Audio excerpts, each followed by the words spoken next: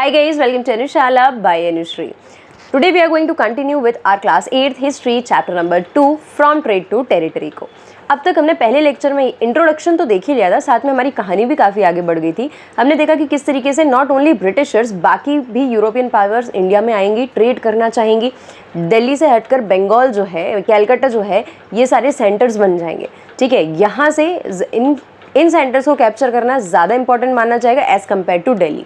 ठीक है, फिर इसके बाद हमने देखा कि कंपनीज भले अलग अलग एरिया से आ रही हैं, लेकिन सबके कॉमन इंटरेस्ट थे, सबको एक ही प्रकार का सामान चाहिए था, जिसके कारण क्या हो रहा था कि प्रॉफिट कम हो रहे थे और साथ में कन्फ्लिक्ट्स इंक्रीज होते चले जा रहे थे। कंपनीज़ के बीच में तो कन्फ्लिक्ट्स थे ही, साथ में कंपनीज़ के या बेसिकली हम ब्रिटिशर्स की बात करें तो उनके इंडियन रूलर्स के साथ, इंडियन नवाब्स के साथ भी कन्फ्लिक्ट्स चल रहे थे। ठीक है, क्यों? क्योंकि इनको कंसेशन चाहिए थे। ठीक है, इनको ये चाहिए था कि हमें किसी भी प्रकार की ड्यूटी ना देनी पड़े। जब इवन ऑफिसर्स जो थे उनको औरंगज़ेब का फरमान मिलने के बाद भी वो क्या करने लगे, अपने जब प्राइवेट रेट पर जा रहे थे तब भी उन्होंने कंसेशंस लेने चाहे, उन्होंने ड्यूटीज़ पे करने से मना कर दिया। ठीक है, तो इस तरीके से कन्फ्लिक्ट्स नवाब्स के बीच में और कंपनी के बीच में है, प्लस बाकी कंपनीज़ के बीच में भी काफ़ी लंबे समय तक के लिए चलते रहेंगे।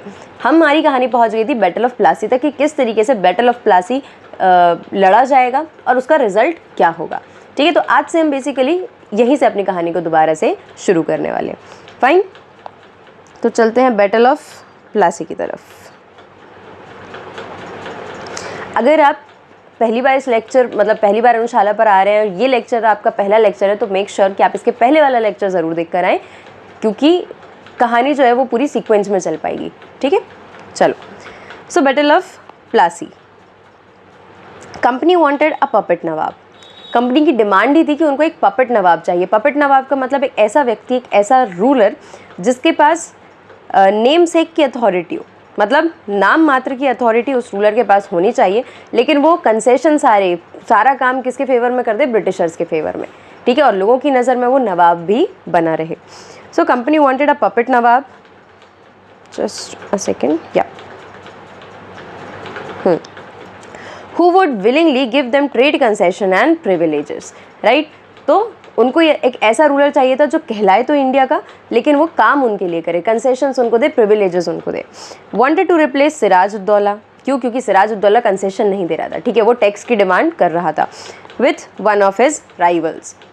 Siraj want the company not to interfere in the political affairs. Sirajuddaulah को कहीं से एक चीज़ ये समझ में आती है कि अब ब्रिटिशर्स जो हैं सिर्फ ये इकोनॉमी, मतलब सिर्फ ट्रेड में इंटरफेयर नहीं कर रहे हैं।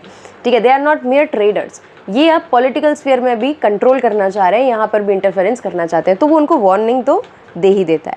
ठीक है, that they should stop interfering in the political affairs, they should stop fortification, they should stop expanding their fortifications around their factories and pay the revenues. Negotiations failed, मतलब कि कंपनी नहीं मानती कि नहीं, हम तो किसी भी प्रकार से रेवेन्यूज़ जो हैं उनको पे नहीं करेंगे, ड्यूटीज़ को पे नहीं करेंगे। ठीक है, तो अब सिराजुद्दौला ऑब्वियस सी बात है कि वो एक नवाब है। ठीक है, अगर उसको अपने लोगों की नज़र में अपनी इज्जत बनानी है, अपनी एक सेल्फ रिस्पेक्ट बचानी है, तो उसको क्या करना पड़ेगा? जो उसकी बात नहीं मान रहा है उसके अगेंस्ट कुछ एक्शन लेना पड़ेगा। Right, one such action was taken by Sirajuddaulah. Nawab with 30,000 soldiers march to English factory at Kasim Bazar. Kasim Bazar is the name of a place जहाँ पर ब्रिटिशर्स की एक फैक्ट्री हुआ करती थी, जिसके चारों तरफ फोर्टिफिकेशन था।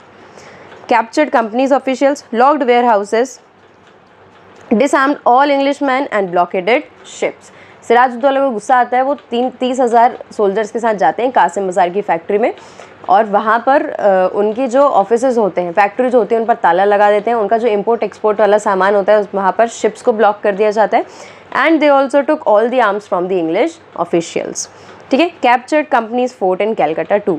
और सिराजुद्दौला कासिम बाजार से निकलने के बाद बोलते हैं कि अब कलकत्ता चलते हैं, वहाँ पर जो कंपनी की जो फैक्ट्री है उसको भी सीज करेंगे। Company officials in Madras sent forces under the command of Robert Clive. यहाँ से हमारी कहानी में एक नया प्लेयर आ गया। ठीक है, जो अभी तक नहीं था। क्यों? क्योंकि कंपनी जो थी वो एक ग्रुप की तरह काम कर रही थी। ठीक है, उसके पीछे कोई भी मास्टरमाइंड काम नहीं कर रहा था। ठीक है, बट यहाँ पर जब ये केस हो जाता है, कासिम बाजार वाला केस हो जाता है, तो कंपनी जो होती है वो एजिटेटेड होती है and they sent Robert Clive Madras region में, मद्रास प्रेसिडेंसी में रॉबर्ट क्लाइव नाम का एक ब्रिटिशर होता है, जिसको वो भेजते हैं कि रॉबर्ट क्लाइव क्या करेंगे, यहाँ पर नेगोशिएशंस करेंगे सिराजुद्दौला के साथ, बट नो नेगोशिएशंस वर्कड, कोई भी नेगोशिएशन काम नहीं करेंगे। 1757 battle of Plassey was fought. Finally आपको बैटल ऑफ प्लासी का ईयर याद रखना ज़रूरी है, ठीक है।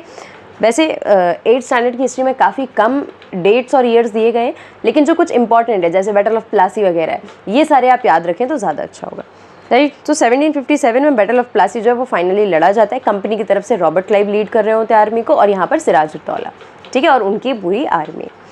नवाब वॉज डिफीटेड, फिर भी सिराजुद्दौला बैटल ऑफ प्लासी में हार जाएंगे। क्यों हार जाएंगे? क्योंकि एक तरीके से उनके साथ होगा बिट्रेयल, यानी कि धोखा, और ये धोखा कौन करेगा? खुद उनकी आर्मी का एक हिस्सा।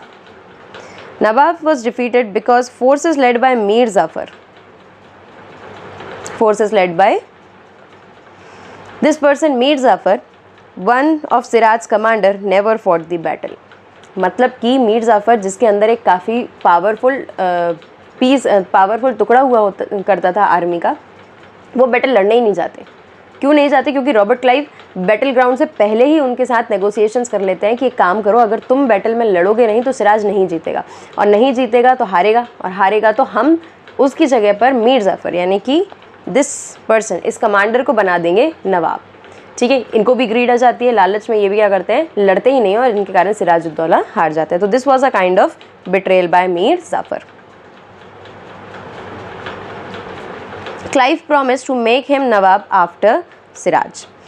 It was first major victory of company in India, ठीक है। अगर आपसे पूछा जाए कि कंपनी ने पहली बार, ब्रिटिशर्स ने पहली बार इंडिया में अपने पैर जमाने कब चालू कर दिए थे, तो वो था 1757, दिस बैटल ऑफ प्लासी। क्योंकि यहाँ पर जब ये जीत जाते तो उनके समझ में आ जाता है कि अब तो पॉलिटिकल स्फीयर में हम डायरेक्टली इंटरफेयर करेंगे, right. Mir Jafar was made the nawab as promised by Robert Clive. Company was unwilling to take over the responsibility of administration. This is a very important point. देखो, सवाल ये उठना चाहिए कि कंपनी सिराजुद्दौला को हटाने के बाद खुद क्यों नहीं रूलर बन जा रही, ठीक है। रूलर खुद क्यों नहीं बनना चाहती, किसी और व्यक्ति को, कोई एक पपेट नवाब क्यों ढूंढ रही है? उसका कारण ये था कि कंपनी को सारा कुछ एडवांटेज चाहिए थे, सारे प्रिविलेजेस चाहिए थे, but they were not willing to take up the responsibility. और रिस्पॉन्सिबिलिटी किस चीज़ की? किसी भी एरिया को अगर आप अपने अंडर लेते हो, ठीक है, रूलर बनते हो वहाँ के, तो आपको वहाँ का पॉलिटिकल स्पेयर में जितनी भी चीज़ें हो रही हैं, लोगों की जानकारी, सब कुछ देखना पड़ेगा, एडमिनिस्ट्रेशन देखना पड़ेगा, ठीक है। कंपनी को ये सब चाहिए नहीं था, बिकॉज कंपनी वॉज फोकस्ड, उनका फोकस था that we want are complete interference in the sector of economy, ठीक है, and we want to earn profit and then we can leave to England, right. Prime objective क्या था? Expansion of trade with the help of local rulers who were willing to grant privileges। और इस motive को पूरा कैसे करने वाले थे? वो लोकल रूलर्स की मदद से, जो पपेट नवाब जैसे एक्ट करेंगे, ठीक है, और उनकी जितने भी प्रिविलेजेस उनको चाहेंगे, जितने भी ड्यूटी फ्री ट्रेड वो करना चाहेंगी, उतना ज़्यादा उनको करने दिया जाएगा without more interference. But puppet nawabs were even not cooperative. लेकिन मीर जफ़र पपेट नवाब बन तो जाते हैं, but he was not even much more cooperative than Sirajuddaulah. क्यों? क्योंकि इनिशियली सिराजुद्दौला ने भी सीधा बैटल नहीं लड़ा, है ना, उन्होंने भी वार्न किया था किसको? कंपनी को, ठीक है। मीर जफ़र भी अगेन यही कोशिश करते हैं कि कंपनी के साथ एक उनका रिलेशन बना रहे, लेकिन वो ये भी जानते थे कि they had to maintain a basic appearance of dignity and sovereignty to get respect from their subjects. अगर लोगों को ये समझ में आ जाएगा कि हमारा जो नवाब है, ठीक है, ये पपेट नवाब है, ये हमारे लिए काम नहीं कर रहा है, ये ब्रिटिशर्स के लिए काम कर रहा है, ठीक है, सारे ग्रांट्स, सारे जो प्रिविलेजेस है वो किसको ग्रांट करा रहा है? ब्रिटिशर्स को।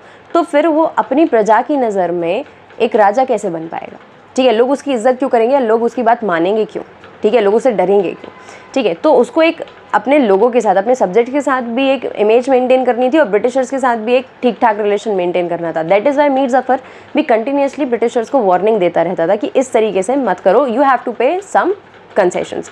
लेकिन ब्रिटिशर्स मूड में नहीं थे, ठीक है। उनका ये कहना था कि हम टैक्स पे करेंगे ही नहीं, हम कंसेशंस आपसे डिमांड कर रहे हैं और हमें चाहिए, ठीक है।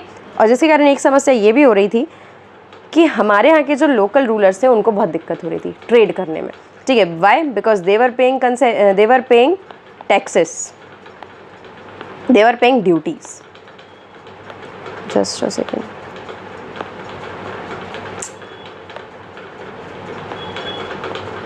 लेकिन ब्रिटिशर्स जो थे वो तो कंसेशंस मांगते जा रहे हैं, ड्यूटीज़ नहीं दे रहे हैं, टैरिफ नहीं दे रहे हैं, कस्टम्स ड्यूटी नहीं देना चाह रहे हैं। तो इसके कारण क्या होता है कि हमारे यहाँ का सामान महंगा और उनके यहाँ का सामान सस्ता, ठीक है। और साथ में वो जो कुछ भी सामान बेचना चाह रहे थे वो हर कुछ का प्राइस कम कर लेते थे और हमारे यहाँ के प्राइसेस इंक्रीज हो जाते थे। मीर ज़फ़र प्रोटेस्ट करते हैं, ठीक है। तो कंपनी बोलती है कि तुमको हमने नवाब बनाया, हम तुमको हटा भी सकते हैं, और हटा देती है, ठीक है। इनको रिप्लेस कर देती है किससे? मीर कासिम, ठीक है। ये मीर ज़फ़र के रिलेटिव भी होते हैं, I guess sun in law होते हैं मीर ज़फ़र के। कौन? मीर कासिम, ठीक है।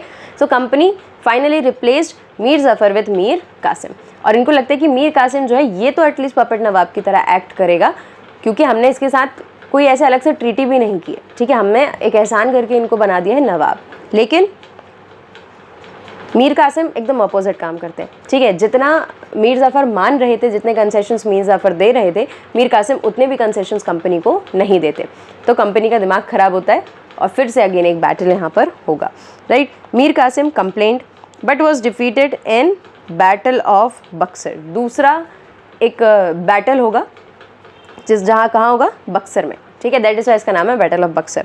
Fought at Buxar in the year 1764। तो हमारा जो बैटल ऑफ प्लासी हुआ वो हुआ 1757 में, और बैटल ऑफ बक्सर जो हुआ 1764 में, ठीक है। इनको याद रखना, 4-5 बार देखोगे ईजीली याद हो जाएगा, कोई बहुत बड़ी बात नहीं है, ठीक है। 2 ईयर तो याद ही रखने हैं बस। So Mir Zafar was again reinstall. अब कंपनी जब ये देखती है कि मीर कासिम और भी ज़्यादा डिमांडिंग हो रहे हैं या बिल्कुल भी कंसेशंस नहीं दे रहे हैं, कंपनी के फेवर में काम नहीं कर रहे, तो उनको फाइनली बैटल ऑफ बक्सर में हरा दिया जाता है और फिर से मीर ज़फ़र को ले आते हैं, ठीक है। अब एक बात बताओ, अगेन यहाँ पर एक चीज़ ये क्लियर हो गई कि कंपनी इतनी चीज़ों के बाद भी, इतने पपेट नवाब से परेशान होने के बाद भी रिस्पॉन्सिबिलिटी नहीं लेना चाहती, ठीक है। तो वो फिर से मीर ज़फ़र को ले आती है। लेकिन जब मीर ज़फ़र को दोबारा से रीइंस्टॉल करा जाएगा तो एक बात ध्यान रखने की है कि जिस व्यक्ति को एक बार हटाकर दोबारा से आप पावर में ला रहे हैं तो आप तो उसकी इज़्ज़त वैसे भी नहीं कर रहे, ठीक है। उसकी इज़्ज़त लोगों की नज़र में भी कम है और अब वो फाइनली इतना पावरलेस हो गया है कि वो कुछ नहीं कर पाए। गेटिंग तो मीर ज़फ़र का नवाब बनना भी कोई बहुत सिचुएशन को चेंज कर देने वाला नहीं था, ठीक है। इंडिया के लिए, ब्रिटिशर्स के लिए तो था ही, तभी उन्होंने दोबारा किसको लाया? मीर ज़फ़र को। नवाब हैड टू पे 5 lakhs एवरी मंथ, ठीक है। नवाब बना तो दिया, लेकिन अब क्योंकि उन्होंने बैटल ऑफ बक्सर जैसे इंसिडेंट्स कर लिए हैं, कंपनी का नुकसान हो गया है उसमें, उस बैटल को फाइट करने में, तो कंपनी से नवाब से कंपनसेशन लिया जाता था कि 5 लाख रुपए पर महीने आपको कंपनी को भरने पड़ेंगे। Company wanted more money to meet its other expenses. फिर भी कंपनी को और पैसे चाहिए थे अपने एक्सपेंसेस को मीट करने के। कौन कौन से एक्सपेंसेस हो सकते थे कंपनी के? अपने ऑफिशियल्स को सैलरी देना, फोर्टिफिकेशंस के लिए उनको जो कंस्ट्रक्शन करना होगा उसके लिए पैसा, ठीक है। यहाँ पर जो ट्रेड कर रहे हैं उसके लिए रॉ मटेरियल्स वगैरह खरीदने के लिए भी पैसे की ज़रूरत होगी। लेकिन ये अभी तक वो कहाँ से मंगा रहे थे? इंग्लैंड से। फाइन, आगे देखेंगे क्या होगा। नवाब फाइनली 1765 में मर जाते हैं, मतलब 1764 में बैटल हुआ बक्सर का, उसी साल इनको वापस से मीर ज़फ़र को बनाया गया नवाब, और फिर एक ही साल में इनकी डेथ हो जाएगी। And mood off company changed. और यहाँ पर कंपनी का मूड जो है वो फाइनली चेंज होगा। उनको एक चीज़ समझ में आती है कि अब बहुत हो गया, बार बार ये जो साइकिल हो रही है कि नवाब बनाने की, हम सोचते हैं कि वो पपेट नवाब बनेगा लेकिन वो नहीं बनता, ठीक है। इसको चेंज करते हैं और अब हम खुद नवाब बन जाएंगे, ठीक है। रॉबर्ट क्लाइव यहाँ पर ये चीज़ डिक्लेयर कर देते हैं, we must indeed become nawab ourselves. अब हम किसी दूसरे व्यक्ति को नवाब नहीं बनाएंगे, अब हम खुद नवाब बनेंगे। Now the company will become nawab, ठीक है। तो अब कंपनी नवाब बन गई तो उसको किसी से परमिशन ही नहीं लेनी ड्यूटी फ्री ट्रेड करने की, उसको किसी से कंसेशंस की डिमांड ही नहीं करनी, उसके पास खुद ही पावर है। पॉलिटिकल पावर भी उसके पास है, एडमिनिस्ट्रेटिव पावर भी उसी के पास है, और इकोनॉमी तो वो अपने हिसाब से रन कर ही रही थी, राइट। सो 1765 में company became the diwan of Bengal, ठीक है। डायरेक्टली नवाब खुद को डिक्लेयर तो करते हैं क्लाइव, लेकिन वो क्या बोलते हैं? रॉबर्ट क्लाइव अपने आप को नवाब नहीं बोल रहे, ठीक है। नवाब कंपनी बन रही है, मतलब पावर कंपनी के अंदर किसी एक व्यक्ति के पास नहीं है, डिवाइडेड है, बट पावर कंपनी के ही पास है, इंडियन किसी व्यक्ति के पास नहीं है। सो 1765 में कंपनी बिकेम दी दीवान। अब दीवान मतलब क्या है? एक ऐसी अथॉरिटी जिसके पास दीवानी है, ठीक है। और दीवानी का मतलब क्या होता था? Rights over revenue resources. और बंगाल का दीवान बना है, मतलब हम बंगाल के रेवेन्यू रिसोर्सेज की बात कर रहे हैं। ठीक है, समझ लेते हैं यहाँ पर थोड़ा डिटेल में। जैसे बंगाल एक एरिया है, ठीक है, अब बंगाल के एरिया की एक कंपनी बन जाती है दीवान। मतलब क्या है कि अब कंपनी के पास अधिकार है कि बंगाल में जितना भी रेवेन्यू जनरेट हो रहा है, चाहे वो टैक्सेस से आ रहा है, फीस, पेनल्टीज़ या किसी भी प्रकार के ट्रेड से आ रहा है, वो सारा का सारा पैसा कैसे यूज़ करना है, किसके लिए यूज़ करना है, कब यूज़ करना है, ये सब कुछ किसके पास होगा? दीवान के पास होगा ये पावर। और दीवान कौन बन गया? कंपनी खुद। मतलब कि अब बंगाल का जितना पैसा है, चाहे वो इंडियन ट्रेडर्स का हो, फार्मर्स का हो या कंपनी का हो, उसको यूज़ कैसे करना है ये कंपनी डिसाइड करेगी।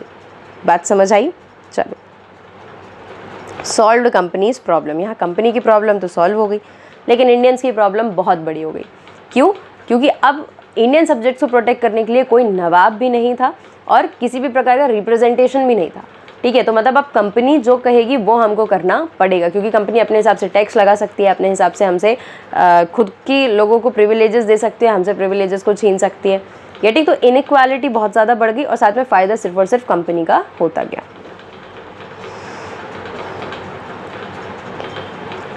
अब देखते हैं कंपनी को कैसा फ़ायदा हो। यहाँ पर कंपनी ने बहुत अनड्यू एडवांटेज उठा लिया है ना, काफ़ी खतरनाक फ़ायदा उठाया। Earlier company was buying most of the goods in India with gold and silver which was imported from Britain. मतलब कि पहले देखो, हमने पहले ही लेक्चर में डिस्कस किया था कि ब्रिटिशर्स के पास इंडिया में कोई सामान बेचने के लिए नहीं था, इसलिए जब भी उनको इंडिया में कुछ खरीदना होता था उनको ब्रिटेन से क्या मंगाना पड़ता था? पैसा। ठीक है, और पैसा करेंसी उस समय उतनी वाइड स्प्रेड नहीं थी, तो they used to import gold and silver. और इसी गोल्ड और सिल्वर से ये क्या करते थे?